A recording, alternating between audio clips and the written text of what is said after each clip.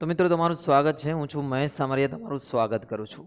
મિત્રો આજે આપણે ધોરણ 10ના સ્વાધ્યાય 2.2 નો પ્રશ્ન 2 જેમાં શૂન્યોના સરવાળા અને ગુણાકાર પરથી બહુપદી કઈ રીતે મેળવવાની પ્રશ્ન ગણીશું। 6 દાખલા છે, પણ આની સાથે એક બીજી વસ્તુ તમને શીખવાડીશ, તમને થોડી નજર કરાવી દઉં આમાં। જો તમને આ વસ્તુ આવડતી હોય ને તો ભાઈ તમે બહુ હોશિયાર છો, તો તમારે આ વિડીયો જોવાની બી જરૂર નથી, તમે બીજું ટ્રાય કરો, આગળ વધો। આ તમને ફોર્મ્યુલા દેખાય છે, શું આ ફોર્મ્યુલાના જવાબો તમને આવડે છે? તમે કહેશો સાહેબ અમને આવડે છે, આલ્ફા પ્લસ બીટા બરાબર માઇનસ બી અપોન એ, આલ્ફા બીટા બરાબર સી અપોન એ। ના મુન્ના ના, એ તો ખાલી ચોપડીમાં આપ્યા છે। આ જે ફોર્મ્યુલા છે આના હું સોલ્યુશન આપીશ તમને, અને પૂછાય બી છે। તો શું તમને આવડે છે?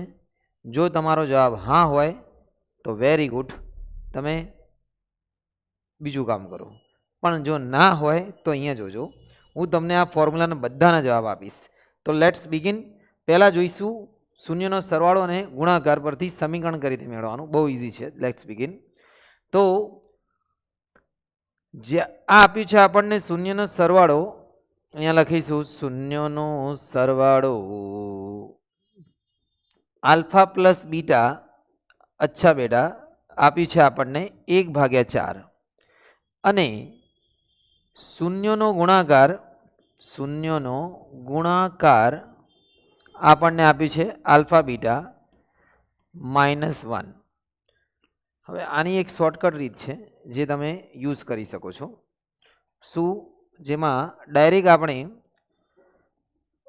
સમીકરણ બનાવી દઈએ, x² માઇનસ વચ્ચે શૂન્યનો સરવાળો અને પાછળ ગુણાકાર। આ ફોર્મ્યુલા યાદ રાખજો, મૂકી દેવાનું અને ચાલશે। ચલો, શૂન્યનો સરવાળો કેટલો છે? 1/4, અને ગુણાકાર કેટલો છે? -1। હવે આ જે 4 છે અહીંયા x લખવાનું રહી ગયું, સૂત્ર યાદ રહી ગયું, x² minus alpha plus beta, અહીંયા માઇનસ આવશે, શૂન્યનો સરવાળો શૂન્યનો ગુણાકાર, 4 વડે અહીંયા ગુણી દો અને અહીંયા ગુણી દો, 4x² માઇનસ 1x એટલે x -1। આ તમારો થઈ ગયો સમીકરણ, માંગેલ દ્વિઘાત સમીકરણ। ઓકે, ખ્યાલ? બીજો દાખલો છે, એમાં બી આપણને શૂન્યનો સરવાળો √2 આપ્યો છે। હું ડાયરેક્ટ લખી દઉં છું અહીંયા, ડાયરેક્ટ શું લખીએ, ચલો લખી દઈએ, શૂન્યનો સરવાળો એટલે શું ભાઈ? આલ્ફા પ્લસ બીટા √2, શૂન્યનો ગુણાકાર આલ્ફા બીટા બે છે 1/3। તો એક વાક્ય બી લખવો તો લખીએ, જેના શૂન્યો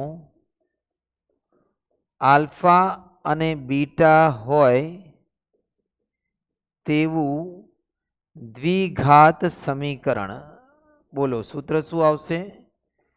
x² માઇનસ, આ વાક્ય લખવો તો લખો, નહીં લખો તો બી ચાલશે, લખી દઈએ તમને કોઈ એવું લાગતું હોય તો, વચ્ચે સરવાળો આલ્ફા પ્લસ બીટા અને છેલ્લે ગુણાકાર, વચ્ચે સરવાળો મૂકી દો √2, બચ્ચાનો ખેલ,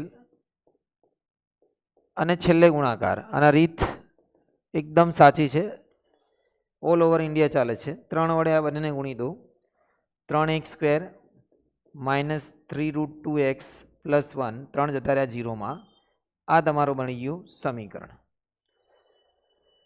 રીતોમાં કેવું છે, આની બીજી રીત બી છે, એ બહુ લાંબી છે, તમને તમારા સાહેબ કે આ રીત નહીં ચાલશે તો એમને પ્રશ્ન પૂછજો કે જો આ રીત ચાલતી ના હોય તો CBSEના સોલ્યુશનમાં આ રીત કેમ આપી છે। ઓકે, આગળ વાત કરીએ। બીજા બે શૂન્યો છે, અહીંયા હું ડાયરેક્ટ હવે લખી દઉં છું, આલ્ફા પ્લસ બીટા બરાબર 0, અને આલ્ફા બીટા તમે શૂન્યનો સરવાળો લખી દેવાનો, બધા એક જેવા છે, અને સમીકરણ છે x² minus alpha plus beta x alpha beta બરાબર 0। આની અંદર કિંમત મૂકી દો, x² માઇનસ 0x પ્લસ √5 બરાબર 0, 0 ને ના લખીએ તો બી ચાલે, તો આ સમીકરણ બની ગયો x² પ્લસ √5 બરાબર 0। આ આપણો બની ગયો સમીકરણ। સેમ ટુ સેમ આમાં શૂન્યનો સરવાળો 1 છે અને ગુણાકાર કેટલો છે? 1 છે, તો આમાં બી એવું જ આવશે। અહીંયા લખી દઈએ આપણે, આલ્ફા પ્લસ બીટા બરાબર 1, આલ્ફા બીટા બરાબર 1. બસ સૂત્ર લગાવી દો. X square minus alpha plus beta x alpha beta બરાબર 0. એક્સ સ્ક્વેર વચ્ચે સરવાળો કેટલો છે 1x ગુણાકાર કેટલો છે 1. એકવાળાને ના બી લખો તો ખાલી એક્સ સ્ક્વેર પ્લસ 1 બરાબર આ રીતે લખી શકાશે. આવી ગયો તમારો શૂન્ય. બહુ ઇઝી છે. આગળ વધીએ છેલ્લા પર, જેની અંદર આપણે બેઝ બીજા આપ્યા છે. તો -1/4 1/4 આ છે શૂન્યનો સરવાળો.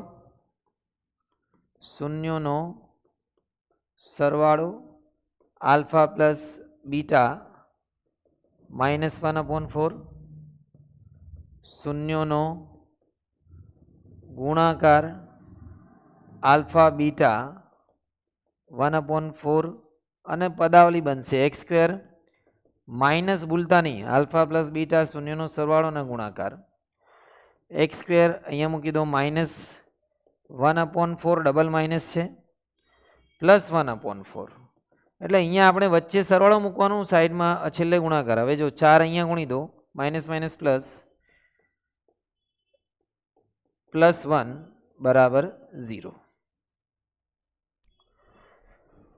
અને છેલ્લો જેમાં શૂન્યનો સરવાળો આપ્યો છે આલ્ફા પ્લસ બીટા બરાબર 4 ગુણાકાર આપ્યું છે 1. એક વાક્ય તમારે હજી લખવું તો આ લખી શકો કે જેના શૂન્યો આલ્ફા તથા બીટા હોય તેવી દ્વિઘાત બહુપદી x square minus alpha plus beta x plus alpha beta બરાબર 0. વચ્ચે શૂન્યનો સરવાળો મૂકી દો એક્સ સ્ક્વેર -4x પ્લસ 1 બરાબર 0.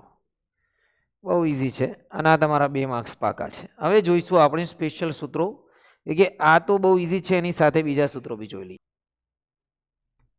મિત્રો આ છે સ્પેશિયલ સૂત્રો.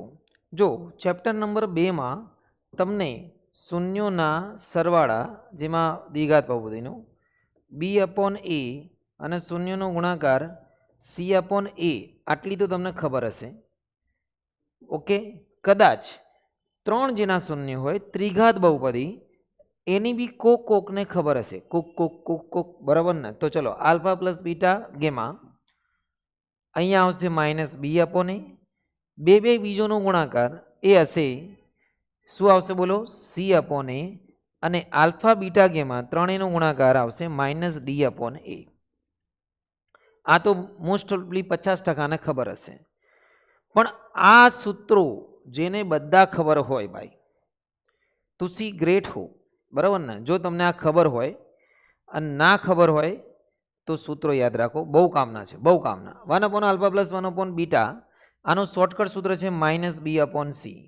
આનું આવશે -bc/a². બોલો ખબર હતી?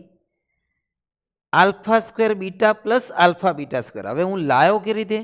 આનું સાદું રૂપ આપીને આલ્ફા બીટા કોમન લઈને આલ્ફા પ્લસ બીટા અંદર આવશે.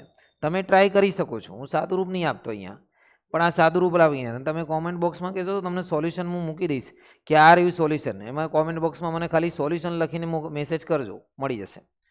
આનું આવશે આલ્ફા બીટાનું b² - 2ac/a². અને છેલ્લે આલ્ફાનો ઘન પ્લસ બીટાનો ઘન એનું આવશે 3abc - b/a². હવે તમે આ બધું તો તમને ખબર છે કે એબીસી શું છે?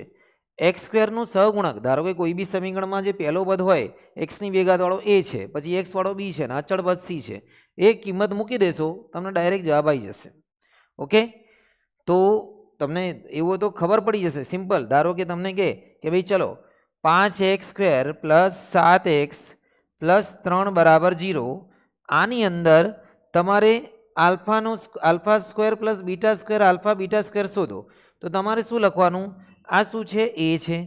a બરાબર 5, બી શું છે ભાઈ? 7 છે, અને સી બરાબર શું છે? 3 છે. આની કિંમત મૂકી દો. બી કેટલા મૂકી દો? 7. સી કેટલા મૂકી દો? 3. 7 × 21. એ કેટલા મૂકી દો? 5. 5 નો વર્ગ 25 -21/25. ચપટી વગાડતા આવડી જશે. ઓકે, તો આ સૂત્રો તમારે ખાસ યાદ રાખવાના, નોંધી લેજો. આનું તમારે સ્ક્રીનશોટ લેવો તો સ્ક્રીનશોટ બી લઈ લેજો. બહુ કામની વસ્તુ છે મિત્રો. તમને જલ્દી મળશે નહીં ડાયરેક્ટ જવાબ, બરાબર ને? તમારે યાદ બી રાખવાના છે આ બધા. Okay, very good formula. તો આની સાથે ચેપ્ટર નંબર 2માં મેં મોસ્ટ ઓફ બધાને ગણાવી દીધું છે. હું જોઉં છું કેટલું ટાઈમ થયું છે. ઓકે, અને તમને બધું ખ્યાલ આવી ગયો હશે. કોઈ બી તમારો પ્રશ્ન હોય એક્સ્ટ્રા મને તો જરૂર કોમેન્ટ બોક્સમાં જણાવજો, અને સોલ્યુશન લખશો તો તમને સોલ્યુશન બી મોકલી દઈશ. અને ચેનલ પર નવા હોય તો સબસ્ક્રાઇબ જરૂર કરશો, જેથી તમને તમારા કામના વિડીયો મળતા રહે. તૈયારી કરો, આગળ વધો. શુભમ.